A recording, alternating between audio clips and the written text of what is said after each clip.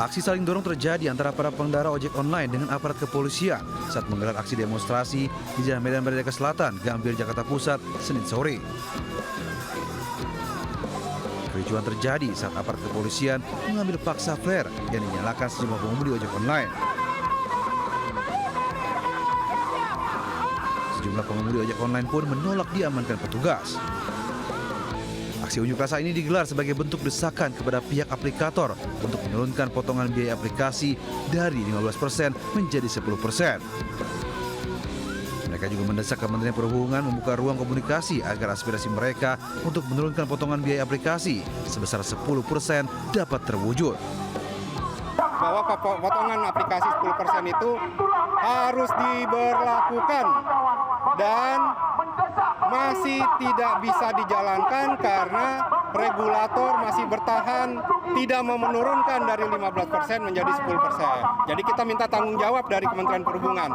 Namun Kementerian Perhubungan hingga detik ini pun tidak pernah ada membuka ruang komunikasi.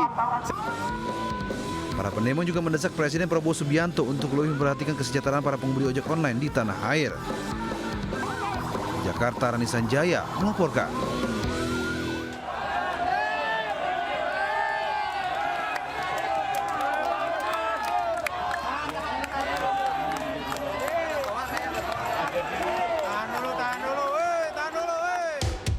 Ribuan supir bus dari berbagai daerah di Jawa Barat memadati kawasan Jalan Diponegoro menggelar aksi demonstrasi di depan gedung pemerintahan Provinsi Jawa Barat. Aksi digelar menuntut pencabutan surat edaran terkait larangan studi tur keluar Provinsi Jawa Barat. Dalam aksi, para pendemo memblokade Jalan Diponegoro dengan bus pariwisata. Mereka merasa dirugikan dengan kebijakan yang dilakukan Gubernur Jawa Barat. Kami selama 6 bulan ya tidak ada order, malah banyak. Pas mau berangkat, itu langsung di-cancel. Kalau masalah cancel aja nggak masalah. Persoalannya kita harus mengembalikan uang. Uang tersebut sudah masuk ke hotel, sudah masuk ke PO, sudah masuk ke resto. Masa mengancam akan menggelar aksi kembali apabila tuntutannya tidak digubris. Dari Bandung, Jawa Barat, Ervan David, Anyus melaporkan.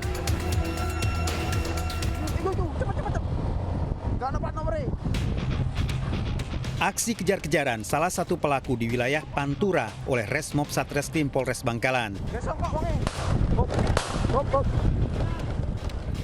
Bahkan polisi melakukan pengejaran di jalan kampung yang cukup gelap disertai beberapa kali tembakan karena pelaku terus berusaha kabur.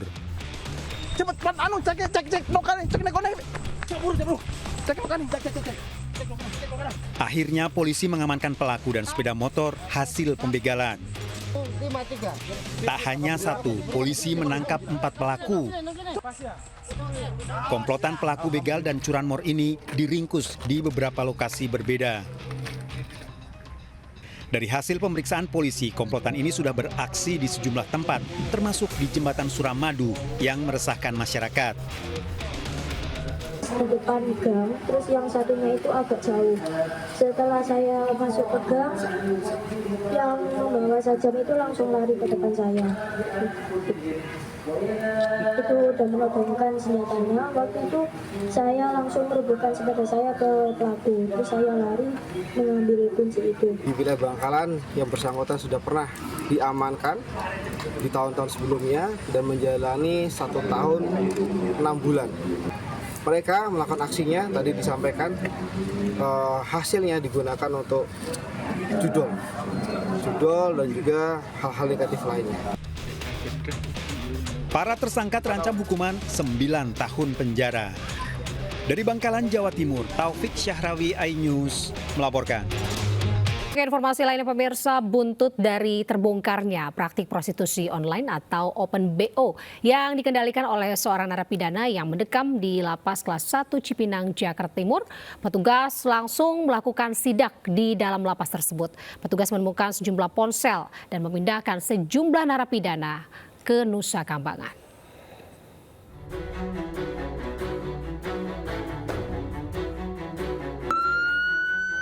Petugas melakukan inspeksi mendadak di dalam Lapas Kelas 1 Cipinang, Jatinegara, Jakarta Timur. Dalam sidak ini, petugas memeriksa satu persatu kamar maupun narapidana untuk mencari barang-barang yang dilarang dibawa ke dalam lapas. Hasilnya petugas menemukan sejumlah alat komunikasi berupa ponsel, headset, maupun speaker. Sidak ini merupakan buntut setelah Polda Metro Jaya membongkar praktik prostitusi online atau Open BO yang dikendalikan oleh salah satu narapidana berinisial AN berusia 40 tahun. AN memperdagangkan wanita dengan cara membuat grup Telegram, kemudian berkomunikasi dengan para pelanggan serta wanita yang diperdagangkan. AN tersebut memang kasusnya perlindungan anak sama. Iya, jadi dia memang melakukan sejak sebelum di luar. Iya. Kalau proses hukum tentunya kami menyerahkan sepenuhnya kepada penegak hukum. Kami akan mendukung, membuka ruang agar pengungkapan ini betul-betul terungkap sejelas-jelasnya. Kini 16 orang narapidana di dalam lapas kelas 1 Cipinang dipindahkan ke Nusa Kambangan. Dari Jakarta, Rio Manik melaporkan. Seorang guru madrasah diniyah atau Madin di Kabupaten Demak, Jawa Tengah terpaksa menandatangani surat pernyataan bermaterai dan harus membayar denda hingga 25 juta rupiah usai menampar siswa yang kurang ajar. Lantaran tidak mampu membayar, sejumlah guru melakukan donasi dan terkumpul uang sebesar 12 juta rupiah dan untuk diberikan kepada orang tua siswa tersebut.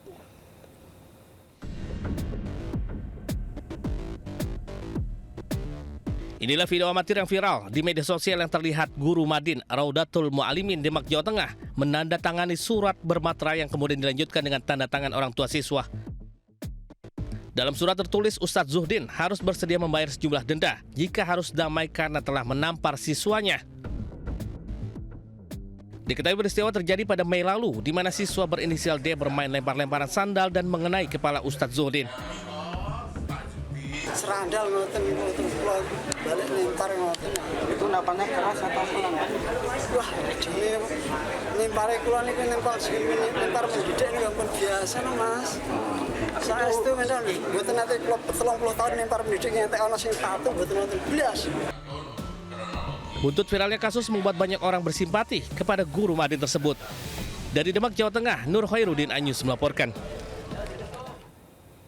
Pemirsa, tim Subdit 4 di Tipidir Narkoba Barreskrim Polri bekerjasama dengan Bea Cukai Bengkalis ini membongkar jaringan pengedar narkotika internasional dengan barang bukti 20 kg sabu Malaysia Indonesia.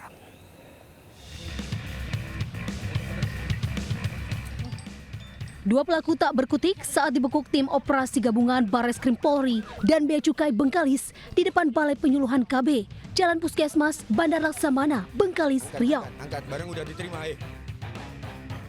20 paket sabu yang disimpan dalam tas ransel diamankan dari tangan kedua tersangka Bobby Leoza Herlianda dan Andre Febrianda. Narkotika tersebut dipasok dari Malaysia melalui jalur laut. Kasubdit 4 Narkoba Barreskrim Polri, Kombes Pol Handik Zusen, telah memantau dan mengintai sekitar kawasan perbatasan Bengkalis. Hasil interogasi, salah satu tersangka Bobby mengaku hanya diperintah seorang berinisial Angel yang kini masih diburu polisi. Sementara Andre mengaku hanya memberi tumpangan dan tak mengetahui soal muatan narkoba.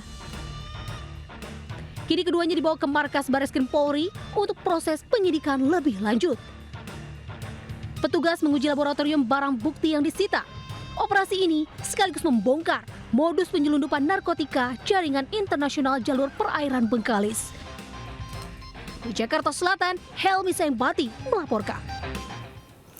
Pemirsa, polisi menekan peredaran narkoba jenis sabu melalui razia narkoba di Sidoarjo, Jawa Timur.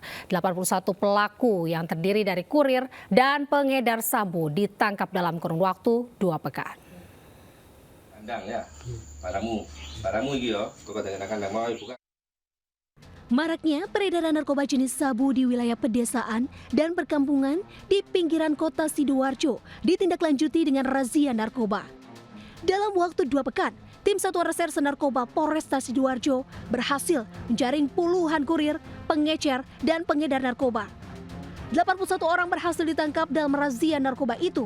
Dari 81 pelaku yang ditangkap, beberapa di antaranya merupakan residivis kasus yang sama yang baru keluar dari lembaga pemasyarakatan.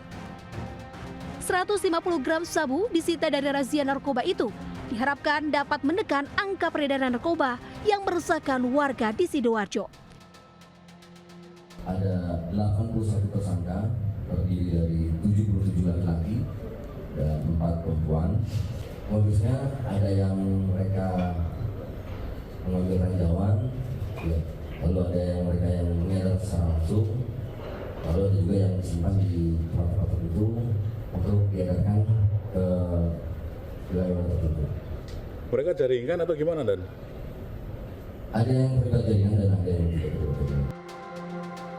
Tidak ada pemberlakuan khusus bagi pengedar atau kurir narkoba yang tertangkap karena pasal yang disangkakan sama dengan ancaman hukuman di atas 5 tahun penjara. Dari Sidoarjo, Jawa Timur, Pramono Putra melaporkan. Kita beralih ke informasi lainnya pemirsa, korban meninggal dunia akibat terbakarnya KM Barcelona 5 bertambah jadi 5 orang. 3 korban sudah teridentifikasi, sementara 2 lainnya belum teridentifikasi.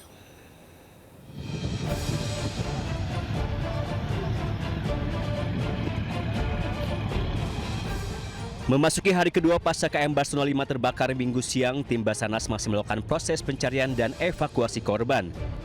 Gubernur Sulawesi Utara Julius Selvanus Komali mengatakan hingga saat ini jumlah korban meninggal dunia akibat peristiwa itu mencapai 5 orang. Ya, saya baru mendapat berita 5 orang, ya, tapi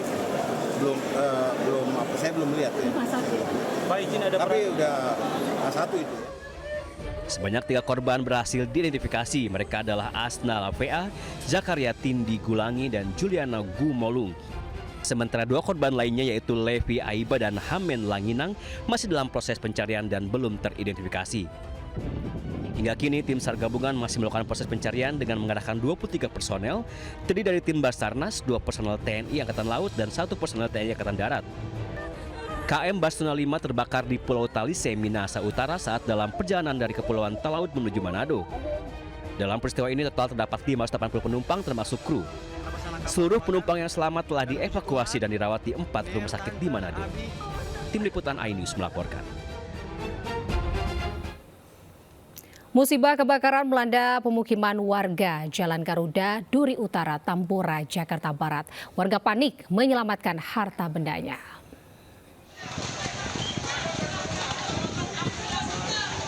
Kobaran api membakar permukiman penduduk di Jalan Garuda, Duri Utara, Tambora, Jakarta Barat. Api semakin membesar lantaran bangunan rumah terbuat dari bahan semi permanen.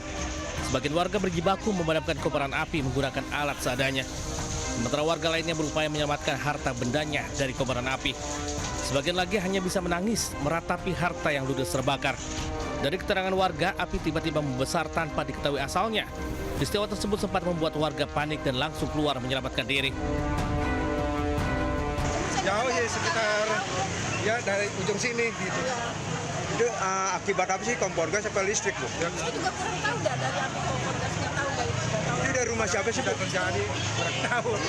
Besar aja. Maaf ya, tinggi. Setelah menerima laporan warga, petugas pemadam kebakaran Jakarta Barat yang tiba di lokasi berupaya memadamkan api. Petugas pun langsung menyelidiki penyebab kebakaran tersebut. Dari Jakarta, Miftahul Ghani iNews melaporkan. Sementara itu pemirsa, kebakaran juga hanguskan sebuah warung makan di kawasan Cilincing, Jakarta Utara. Diduga kebakaran tersebut akibat kebocoran pada tabung gas.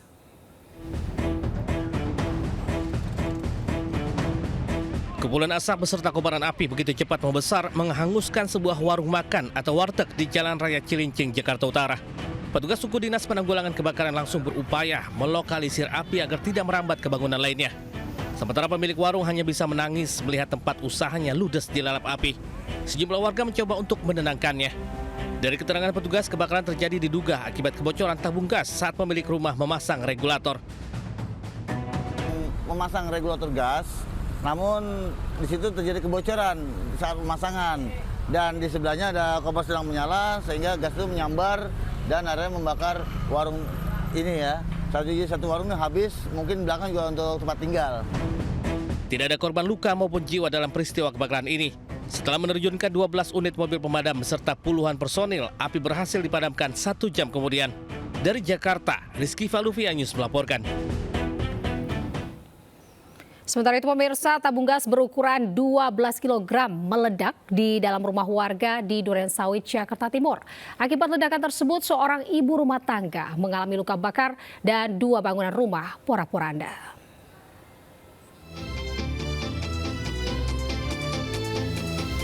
2 rumah porak-poranda akibat ledakan tabung gas di Malakasari, Durensawit, Jakarta Timur. Beberapa rumah lainnya juga terdampak ledakan tersebut. Peristiwa itu juga membuat seorang ibu rumah tangga alami luka bakar hingga harus dibawa ke rumah sakit. Dari keterangan warga, ledakan berasal dari tabung gas 12 kg yang bocor.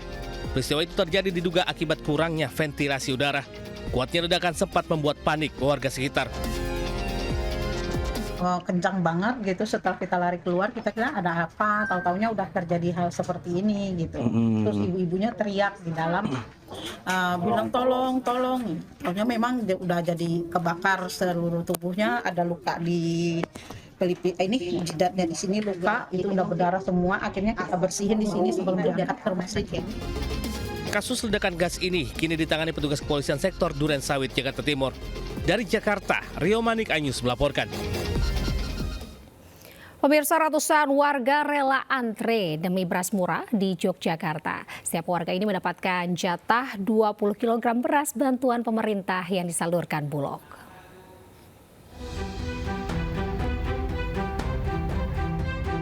Antrean warga terjadi di kantor Kecamatan Mantri Jeron, Kota Yogyakarta. Warga antusias untuk mendapatkan paket bantuan beras yang disalurkan Bulog. Bantuan pangan yang pertama kali dirasakan sepanjang tahun 2025 ini sangat dinantikan warga di tengah mahalnya harga beras di pasaran. Lumayan Mas, terima kasih dari mahal. Dari mahal berapa emang tuh pasaran itu? 15.000. Bisa membantu perekonomian masyarakat ya. Sama yang banyak anak, ya lumayan. Bisa kalau saya sehari bisa. Pembagian bantuan beras ini disalurkan kepada warga tidak mampu yang berasal dari 2 kelurahan yang jumlahnya mencapai 955 penerima. 2025 baru kali ini periode untuk penerimaan bulan Juni dan Juli. Jadi masing-masing setiap bulan menerima 10 kilo, sehingga setiap KPM sekarang menerima 20 kilo. Sementara itu, untuk mendapatkan bantuan pangan beras, warga harus menunjukkan identitas diri dan kartu keluarga, serta surat undangan dari kecamatan. Dari Yogyakarta, Gunanto Farhan, iNews melaporkan. Presiden Prabowo Subianto sowan ke kediaman Presiden ke-7 RI Joko Widodo di Solo, Jawa Tengah. Tidak hanya itu, keduanya menikmati makan mie Jawa usai acara Kongres PSI.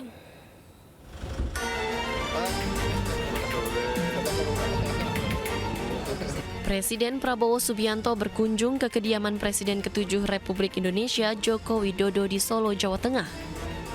Kedatangan Presiden Prabowo disambut langsung oleh Jokowi dan istri Iriana. Kehangatan terpancar dari pertemuan antara Presiden Prabowo dengan Presiden ke-7 RI Joko Widodo. Komunikasi antara Prabowo dan Jokowi pun hangat dan penuh canda tawa. Presiden Prabowo didampingi oleh Menteri Luar Negeri Sugiono dan Sekretaris Kabinet Teddy Indrawijaya. Tak ketinggalan Wapres Gibran Rakabuming Raka juga hadir dalam pertemuan ini. Dalam kunjungannya, Presiden Prabowo bercerita terkait lawatannya ke sejumlah negara selama 2 minggu. Ya, saya ceritakan terobosan-terobosan yang kita dapat kemarin, terutama dengan Uni Eropa, ya. 10 tahun perundingan akhirnya tembus. Kemudian saya ceritakan pertemuan-pertemuan di Brazil, BRICS, kemudian juga pembicaraan di Perancis.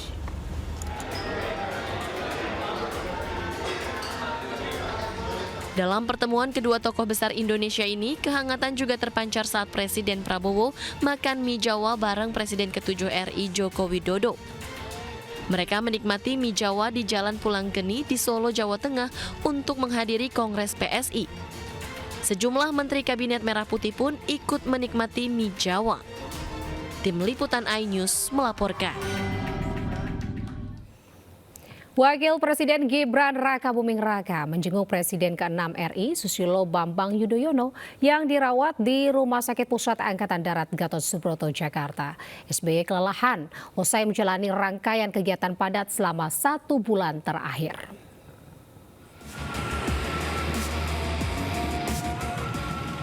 Iring-iringan mobil Wakil Presiden Gibran Rakabuming Raka memasuki Rumah Sakit RSPAD Gatot Subroto, Senen, Jakarta Pusat.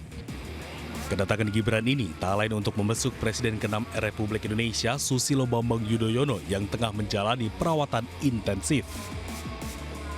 Kabar dirawatnya SBY tersebut dibagikan akun Instagram resmi Ade Ani Yudhoyono. Meski tengah menjalani perawatan, SBY disebut sangat merindukan kegiatan yang biasa dilakukan yaitu melukis. Sementara Ketua Dokter Kepresidenan Budi Sulistia menerangkan bahwa SBY dirawat karena kelelahan akibat aktivitasnya yang padat. Beliau baru saja melaksanakan perjalanan yang cukup panjang, keliling dari Jawa Tengah, Jawa Timur, Pacitan, kemudian penugasan ke Kuala Lumpur untuk menjadi pembicara di sana.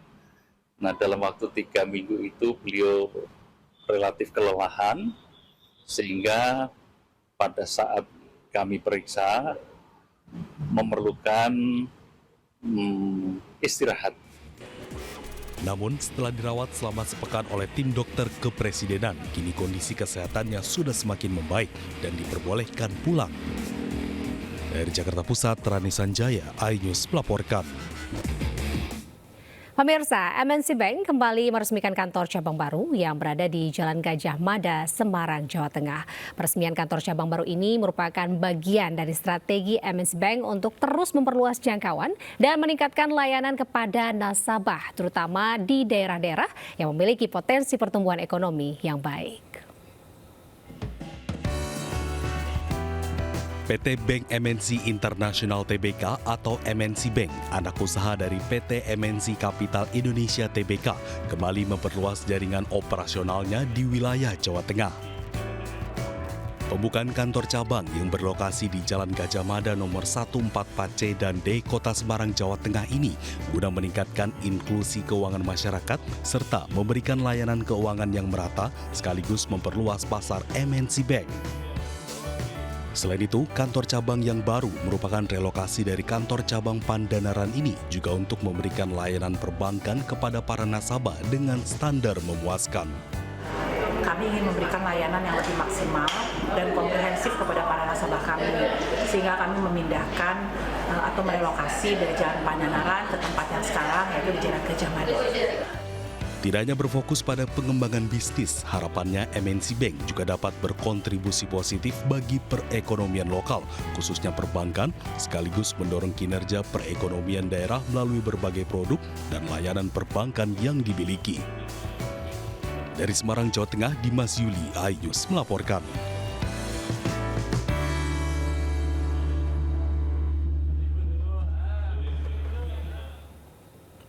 Pemirsa, menikmati wahana adventure mobil off-road yang memacu adrenalin hingga bersantai sambil menikmati kuliner di pinggir sungai bisa jadi pilihan nih untuk menghabiskan waktu libur Anda bersama keluarga. Sebuah destinasi wisata di Kabupaten Semarang, Jawa Tengah ini bisa menjadi salah satu pilihan yang tentunya sangat berkesan. Berikut liputannya.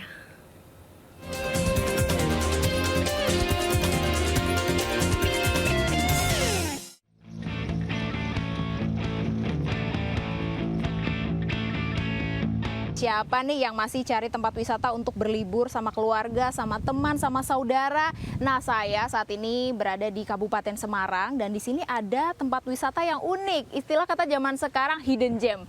Dari mulai yang memacu adrenalin sampai yang bisa untuk bersantai ria. Seperti apa? Yuk langsung saja kita seru-seruan bareng. Pemandangan asri dengan semilir angin yang menyejukkan menyambut wisatawan setibanya di desa wisata ini. Lokasinya yang tersembunyi seolah menemukan cara tersendiri untuk healing dari hingar-bingar perkotaan.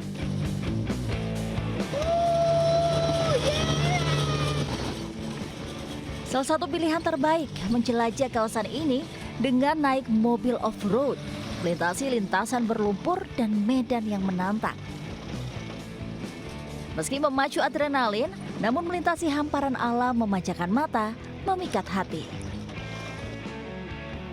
Mencoba olahraga air di sungai seperti turbing, rafting hingga menaiki perahu karet tak kalah seru.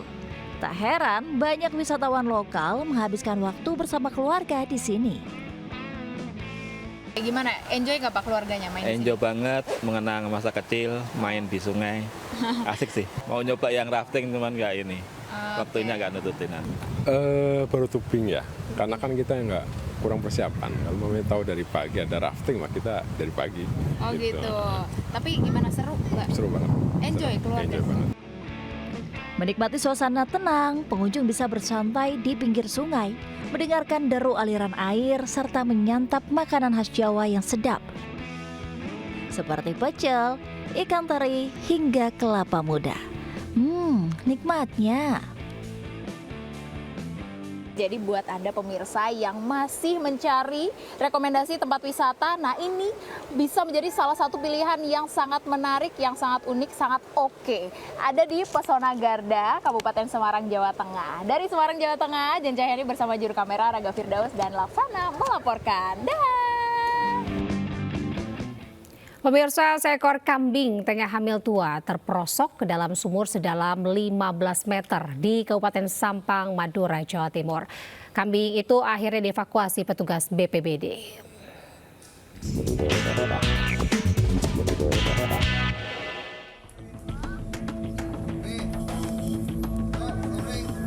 Tim BPBD Kabupaten Sampang, Jawa Timur berupaya mengevakuasi seekor kambing yang tercebur sumur di Banyuanyar, Kabupaten Sampang. Selama proses evakuasi, petugas harus ekstra hati-hati karena diameter sumur yang sempit dan gelap. Kambing bisa diangkat ke permukaan setelah seorang petugas turun ke kedalaman 15 meter dengan menggunakan tali. Setelah 1 jam upaya evakuasi, kambing yang sedang hamil tua itu akhirnya bisa diselamatkan. Sebelumnya kambing ini terlepas saat pemiliknya hendak memasukkannya ke kandang. Ia tiba-tiba terperosok ke sumur membuat panik pemilik yang akhirnya meminta bantuan petugas. Setelah dievakuasi, kambing itu kini sudah diserahkan kembali ke pemiliknya. Dari Sampang, Jawa Timur, Fatur Rahman, News melaporkan. Sebulan tak sadarkan diri, bocah yang digigit ular di Pekalongan, Jawa Tengah akhirnya meninggal dunia. Keluarga menyayangkan diagnosa awal dari pihak rumah sakit yang lamban menangani gejala keracunan bisa ular. Rafa Ramadhani Suwondo meninggal dunia setelah sebulan tak sadarkan diri. Bocah berusia 12 tahun yang baru duduk di sekolah dasar ini mengembuskan napas terakhirnya di RSUP Dr. Karyadi Semarang. Sebelumnya Rafa digigit ular weling pada pertengahan Juni lalu. Ia langsung dibawa ke RSUD Kajen, namun diagnosa dokter tidak menyatakan luka akibat gigitan ular. Setelah pulang ke rumah, Rafa justru pingsan lalu dibawa ke RSI Pegajangan. Karena kondisinya terus menurun, akhirnya dirujuk ke RSUP Karyadi Semarang. Setelah menjalani perawatan intensif selama 13 hari di Semarang, kondisi Rafa semakin memburuk. Dikatakan penanganan lambat atau gimana? Lambat? Iya, terus kan katanya nggak berpisah. Ini setelah ini gimana? Mau langkah hukum atau gimana, Pak? Ya, atau masih? Belum pikir-pikir ya? Masih mikir-mikir ya? Mirisnya Rafa akan menjalani prosesi hitanan dalam waktu dekat. Seluruh persiapan sudah dilakukan keluarga, namun takdir berkata lain. Rafa justru dipanggil Yang Maha Kuasa. Dari Pekalongan, Jawa Tengah, Suryono Soekarno, News melaporkan.